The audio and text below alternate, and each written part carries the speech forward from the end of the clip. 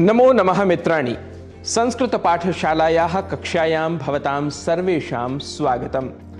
मम नाम गवीशः। संस्कृत भाषा अपने प्रकृति प्रत्यय के कारण वैज्ञानिक भाषा है। इसका व्याकरण सर्वप्रकारेण नियमबद्ध है। ये नियम परंपरागत रूप से औपचारिक शिक्षण में सिखाए जाते हैं, पर हम यहाँ अनौपचारिक रूप से प्रयोग के आधार पर आपको भाषा सिखाने का प्रयास कर रहे हैं। मित्रों, संस्कृत भाषा में पदों का विभाग दो प्रकार से किया गया है। एक प्रकार है सुबंत और दूसरा प्रकार है तिङन्त। सुबंत ऐसे पद हैं जो संज्ञा, सर्वनाम या विशेषण के रूप में प्रयुक्त होते हैं, और तिङन्त क्रिया के रूप में। उदाहरण के द्वारा यदि समझें तो शिक्षकः वदति अर्थात शिक्षक बोलता है। इस वाक्य में शिक्षकः सुबंत पद है और वदति अर्थात बोलता है तिङन्त पद है। अब हमें आज सुबंत की बात करनी है। आप इसे ऐसे समझिए कि जिन शब्दों में विभक्ति लगती है वह सुबंत है। अब विभक्ति जानने से पहले हम शब्दों के मूल रूप को भी जान लेते हैं। पहले पुल्लिंग शब्दों को देखते हैं। तरुणः, तरुणः यह प्रथमा विभक्ति एक वचन का पद है। इसका मूल शब्द होगा तरुण, तरुण।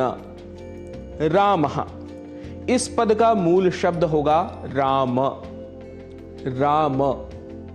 गवीशः, इसका मूल शब्द होगा गवीश, गवीश।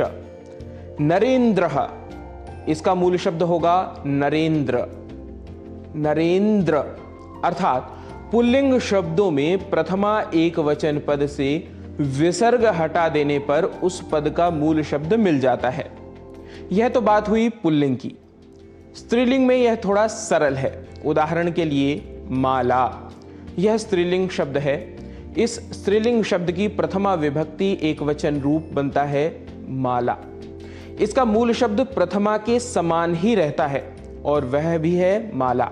इसी प्रकार प्रिया, गीता, सीता, दिव्या, नलिनी, शालिनी आदि पदों का मूल शब्द समान ही होगा, जबकि नपुंसक लिंग में अनुस्वार को हटाकर मूल शब्द ज्ञात होता है। जैसे वनम नपुंसक लिंग प्रथमा विभक्ति का एक वचन रूप है। इसमें अम इस ध्वनि को हटाकर वन यह मूल शब्द शेष रहेगा। इसी प्रकार पुस्तकम का मूल शब्द होगा पुस्तक, पुष्पम का मूल शब्द होगा पुष्प, फलम का मूल शब्द होगा फल, भवनम का मूल शब्द होगा भवन, राष्ट्रम का मूल शब्द होगा राष्ट्र। मित्रों, आज की कक्षा में हमने पुल्लिंग, स्त्रीलिंग एवं नपुंसक लिंग के पदों के मूल शब्दों को पहचानना सीखा है। वस्तुतः शब्दों के मूल रूप को जानना बहुत ही महत्वपूर्ण होता है, क्योंकि इसी के आधार पर हम शब्दों का प्रयोग सुबंतों के रूप में कर पाते हैं। तो पदों के मूल रूप को जानने का प्रयास अवश्य करें। ऐसे शब्दों का कैसे करना है प्रयोग सीखेंगे हम पाठशाला की अग्रिम कक्षाओं में। तब तक के लिए नमो नमः।